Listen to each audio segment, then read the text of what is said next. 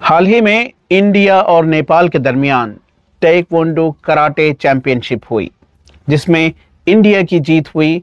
और यूनुस अहमद हमारे साथ हैं, एक नौजवान जो कि एथलीट हैं, और इंडिया और नेपाल के दरमियान जो ताइक्वांडो कराटे चैंपियनशिप हुई उसमें पहला प्राइज इन्होंने जीता। यूनुस, बहुत बहुत मुबारक हो आपको आपकी कामयाबी के लिए। थैंक यू, शुक्रिया। अपने बारे में मुख्तसर में बताइए, आपका इंट्रोडक्शन दीजिए और ये बताइए कि कैसे आप इंस्पायर हुए इस खेल की तरफ, कराटे की तरफ, और ये जो नेपाल में कंपटीशन हुआ है ये कैसा रहा? अभी मैं BA LLB पढ़ रहा हूँ। 19 ईयर्स है मेरी एज जब फिल वक्त। अब वो एक मैं जब 8 ईयर्स का था तब मैं पेरेंट्स के साथ, हमारे मॉम डैड के साथ एक इवेंट पर गया था, जो कि इवेंट कोरमंगला में था। तो उस इवेंट में दो लोग दरमियान में लड़ाई झगड़ा कर रहे थे, ताइक्वांडो ट्रेनिंग में मशगूल थे, ट्रेनिंग कर रहे थे। मैं देखकर वो उसमें थोड़ा डर गया, डर कर रोने लगा कि क्या ये एक दूसरे को मारने लगे, एक दूसरे को आवाज़ लगाने लगे। तो मेरे डैड ने वो देखा और कहा कि बहुत वीक है बच्चा, सिर्फ वो लड़ रहे हैं, ये देखकर घबरा हो गया। तो इसलिए डैड क्या करे, तो ताइक्वांडो के जो सैयद सैफुल्लाह HBR में है, उनका ने लेके जाके ट्रेनिंग को डाल दिए। जब मैं 8 ईयर्स का था तभी डाल दिए थे। तो 8 ईयर्स से अब तक सिर्फ सेल्फ डिफेंस के लिए डाले थे, वो कुछ स्ट्रांगनेस आन दे बच्चे में करके। तो मैंने वो नेशनल इंटरनेशनल के लिए क्वालिफाइड हो गया था।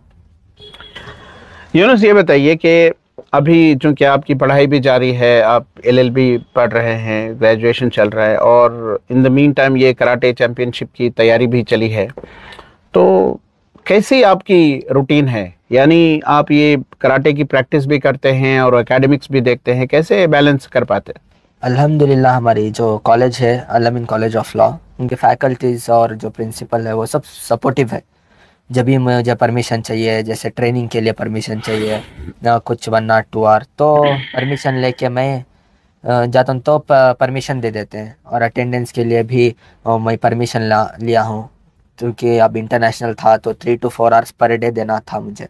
तो अटेंडेंस के लिए बोला, तो ओके, अब आप इंटरनेशनल जा रहे हैं, आपकी कुछ अच्छा ही है, तो इसलिए आप जाओ, हम परमिशन दे देंगे तुमको करके। कॉलेज फुल सपोर्टिव है। तो कॉलेज का सपोर्ट देख के मैं मैनेज कॉलेज स्टडीज़ और ताइक्वांडो मैनेज कर लेके जा रहा हूँ। ये जो आपने कंपटीशन जीता है, गोल्ड मेडल्स जीते हैं, अब नेक्स्ट क्या है आपका? फ्यूचर गोल्स क्या है, particularly in terms of games, sports जो खेल रहे हैं, और उसके अलावा एकेडमिक्स में क्या फ्यूचर गोल्स हैं आपके? मेरा सेकेंडरी है स्पोर्ट्स, फर्स्टरी मेरा जो LLB है वो कंप्लीट करने का है, जो कि मैं आगे भी कोचिंग क्लासेस ले सकता हूँ। ये जस्ट सेकेंडरी है स्पोर्ट्स मेरा। तो फर्स्टरी LLB कंप्लीट करने का है। एजुकेशन कंप्लीट करके क्या करेंगे? एजुकेशन कंप्लीट करके मैं लॉ, जो भी मेरा एजुकेशन है वो कंप्लीट करके मैं ताइक्वांडो को भी टाइम दूंगा। क्या लॉयर बन के क्या करेंगे? LLB कंप्लीट करके खिदमत करेंगे हमारे सोसाइटी के लिए, मुस्लिम कम्युनिटीज़ के लिए, हर लोग के लिए हमारी तरफ से। ये जो गेमिंग फील्ड में आपने एंटर किया, कई सालों से जो है आपकी ताइक्वांडो की चल रही है और साथ में पढ़ाई भी चल रही है, तो क्या कुछ चैलेंजेस आपने फेस किए सोसाइटी से, या घर में, या फिर एजुकेशनल फील्ड में? क्या चैलेंजेस आपने फेस किए, कैसे?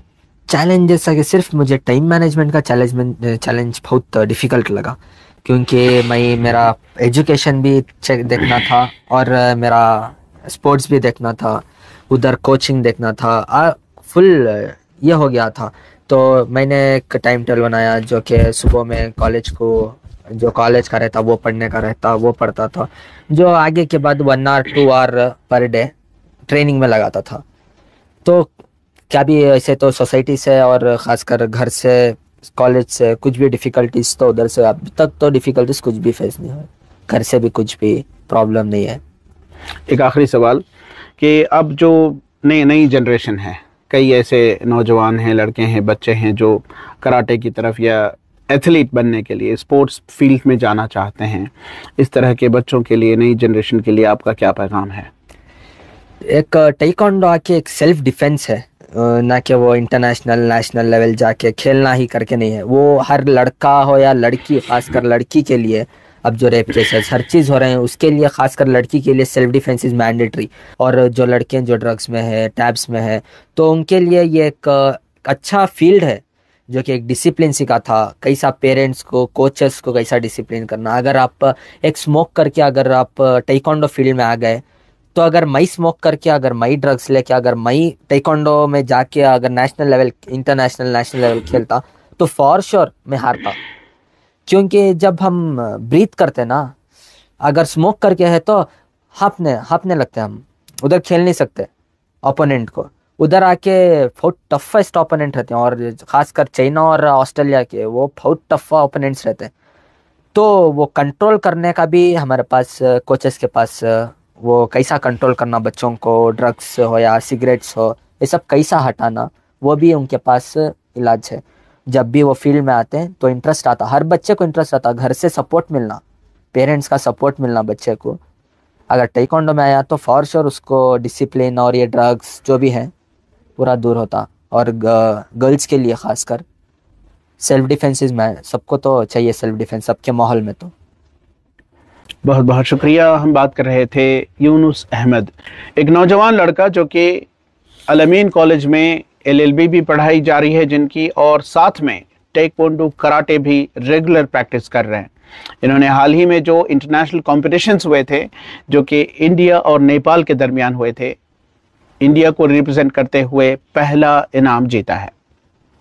उनका ये पैगाम है नौजवानों के लिए कि वो अपने एकेडमिक्स के अलावा स्पोर्ट्स में इंटरेस्ट लें, कि इससे न सिर्फ समाजी बुराइयों से नौजवान दूर रह सकते हैं, बल्कि अपने करियर को और अपने जो ख्वाहिशात हैं या स्पोर्ट्स हैं उसमें मजबूती से आगे बढ़ सकते हैं और अपनी इनफिरादी ज़िंदगी में कामयाब हो सकते हैं।